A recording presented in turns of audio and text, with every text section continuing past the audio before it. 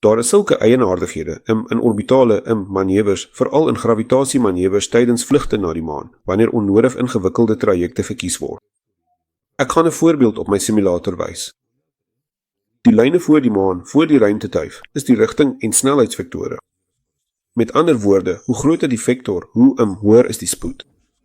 Naarmate dit die maan nader, sal dit na die maan toe afwyk en op 'n sekere punt begin versnel. Nou hierdie ruimtetuig gravitasieversnelling ondergaan deur agter die maan te beweeg. Wat is die probleem hier?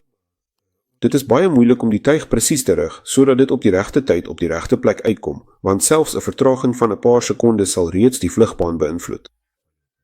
Dit het 2 swaartekraghulpmanoeuvres uitgevoer. Die korrekte en normale een is AA, verskeie draaie om die aarde om baie spoed te skep en met goeie brandstofekonomie daarvan weg te vlieg. Dan nader dit die maan en vlieg baie naby agter dit aan. Dit gee om 'n ekstra hupstoot. Dis 'n klassieke swaartekraghulpmanoeuvre en dit gaan in hierdie groot ellips in. En toe hy alles is so goed bereken dat hy van hierdie ellips af direk in die wentelbaan van die maan ingaan en daarna vlieg. Cool manoeuvre, buikmanoeuvre. Ag, maak dit sin. Dit doen nie. Soos dit die maan nader, keer dit terug na sy normale wentelbaan. Dieselfde kon bereik gewees het bloot toe hy vir die eerste keer na die maan gevlieg het. Dis presies dieselfde ding. Daar was net 'n behoefte om 'n regstelling te maak en die benadering was nie so sterk nie. En op dieselfde manier was dit dadelik baie makliker. Oor die algemeen vlieg alle toestelle so daarheen.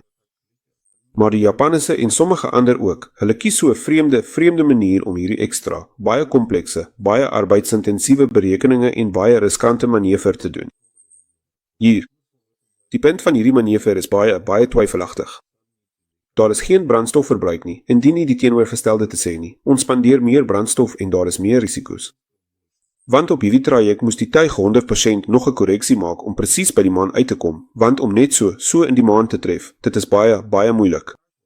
As jy net 'n bietjie fouteer, selfs in die 10de of nee, selfs in die 100ste van 'n graad of versnelling, dan vlieg jy sommer heeltemal verkeerd. Hoekom is 'n verre gravitasiemanoeuvre by die maan nodig? As die ruimtetuig in elk geval op die maan se wentelbaan kom met 'n normale, voorspelbare wentelbaanspoed.